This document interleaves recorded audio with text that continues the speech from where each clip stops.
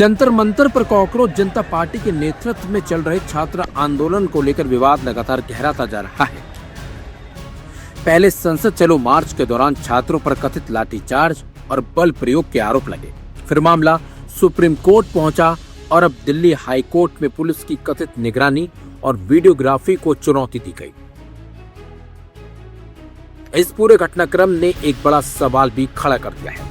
क्या सुरक्षा के नाम पर प्रदर्शनकारियों की निगरानी और बल प्रयोग लोकतांत्रिक अधिकारों की सीमा का उल्लंघन है, या फिर यह कानूनी व्यवस्था बनाए रखने के लिए जरूरी कदम है? 20 जुलाई को आयोजित संसद चलो मार्च के दौरान बड़ी संख्या में छात्र जंतर मंतर से संसद की ओर बढ़े थे। प्रदर्शनकारी नीट पेपर लीक मामले में कार्रवाई और केंद्रीय मंत्री धर्मेंद्र प्रधान के इस्तीफे की मांग कर रहे थे। इसी दौरान प्रदर्शनकारियों और पुलिस के बीच टकराव की स्थिति बन गई। कई वीडियो सोशल मीडिया पर वायरल हुए, जिनमें कुछ छात्रों को पुलिस कर्मियों के साथ धक्का मुक्की और कथित मारपीट का सामना करते देखा गया। प्रदर्शनकारी संगठनों ने आरोप लगाया कि पुलिस ने छात्रों को खदेड़ने के लिए लाठियों का इस्तेमाल किया और कई छात्रों को चोटें आई। छात्र संगठनों का दावा है कि प्रदर्शन के दौरान सिर्फ बल प्रयोग ही नहीं हुआ, बल्कि प्रदर्शनकारियों की लगातार वीडियोग्राफी और निगरानी भी की गई। उनका कहना है कि इससे छात्रों में डर का माहौल पैदा हुआ और शांतिपूर्ण विरोध दर्ज कराने के उनके संवैधानिक अधिकार को प्रभावित किया गया। इसी मुद्दे को लेकर जवाहरलाल नेहरू विश्वविद्यालय छात्र संघ की पूर्व अध्यक्ष आयशी घोष ने दिल्ली हाईकोर्ट में जनहित याचिका दायर की। शुक्रवार को इस मामले पर सुनवाई के दौरान केंद्र सरकार ने पुलिस की कार्रवाई और वीडियोग्राफी का जोरदार बचाव किया।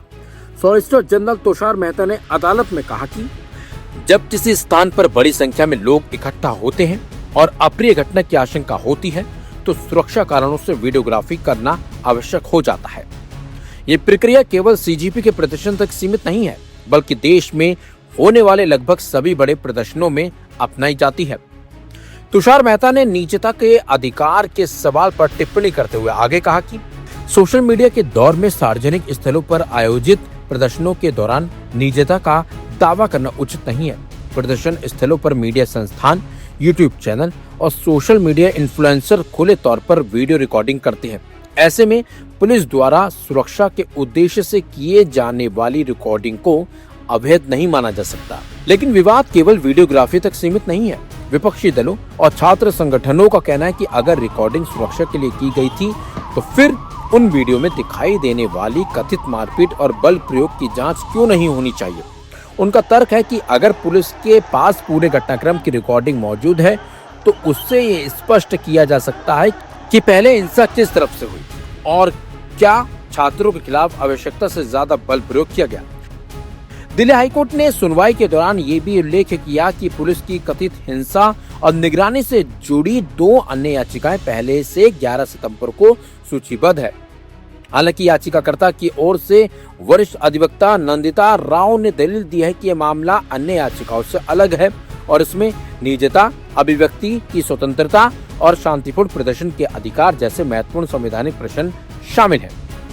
अदालत ने दोनों पक्षों की दलीलें सुनने के बाद मामले की सुनवाई सोमवार तक के लिए स्थगित कर दी। अब सबकी निगाहें इस बात पर टिकी हैं कि हाईकोर्ट पुलिस की वीडियोग्राफी को वैध मानता है या फिर प्रदर्शनकारियों की निजता और लोकतांत्रिक अधिकारों के पक्ष में कोई महत्वपूर्ण टिप्पणी करता है। फिलहाल जंतर मंतर का ये आंदोलन केवल नीट पेपर लीक तक सीमित नहीं रह गया। ये मामला अब छात्रों पर कथित लाठीचार्ज, पुलिस निगरानी, अभिव्यक्ति की स्वतंत्रता और लोकतांत्रिक विरोध के अधिकार जैसे बड़े मुद्दों से जुड़ा मुद्दा बन चुका है।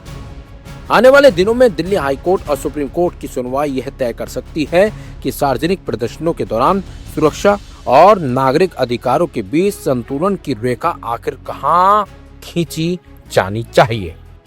के आसपास क्या कुछ सिचुएशन बनी हुई है, किस तरीके से पुलिस इन प्रदर्शनकारियों को हैंडल करने में क्या अपील करती है? देखिए, हम लोग और आप भी अभी जंतर मंतर पर खड़े हैं।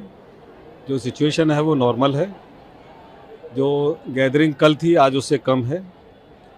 बहुत सारी बातचीत का क्रम भी चल रहा है, उसमें अच्छे पॉजिटिव रिजल्ट्स भी आए हैं और ये बात लोगों की समझ में आ रही है धीरे धीरे। अभी जो लोग यहाँ पर हैं वो देशभक्ति के गाने गा रहे हैं, डांस कर रहे हैं, बातचीत कर रहे हैं तो अभी कोई ऐसी अलार्मिंग सिचुएशन नहीं है। और जहाँ तक अरेंजमेंट्स की बात है, जितने भी पुलिस ऑफिसर्स हैं वो अपनी ड्यूटी पर मुस्तैद हैं और उनकी जो ब्रीफिंग है वो प्रॉपर है। और सबसे बड़ा हमारा जो उद्देश्य है वो यही है कि किसी भी स्थिति में शांति व्यवस्था को भंग न होने दिया जाए।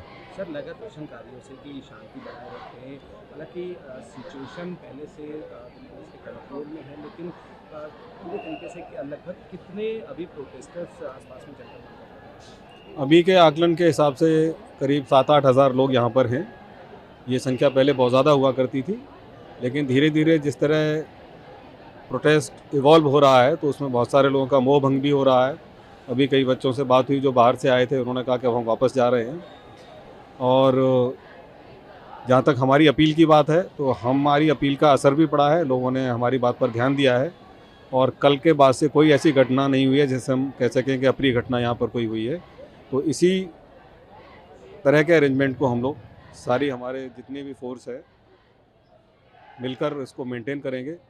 और हमें पूरा विश्वास है कि जो लोग प्रदर्शन कर रहे हैं वो लोग भी इस बात को समझते हैं कि हिंसा से कोई हल नहीं निकलेगा। सोशल मीडिया पर नज़र कोई उस तरह नहीं रखी जा रही जिस संदर्भ में आप पूछना चाह रहे हैं। सोशल मीडिया तो अभी बच्चा बच्चा देखता है, अब उसमें कई तरह की चीज़ें आती हैं, कुछ लोग अफवाहें फैलाने की कोशिश भी करते हैं। लेकिन मैंने कल भी कहा था कि इस जनरेशन के बच्चे अफवाह क्या है, सच्चाई क्या है और क्या सही है गलत है, उनको पूरी समझ है और वो अफवाहों पर कोई ध्यान नहीं दे रहे हैं।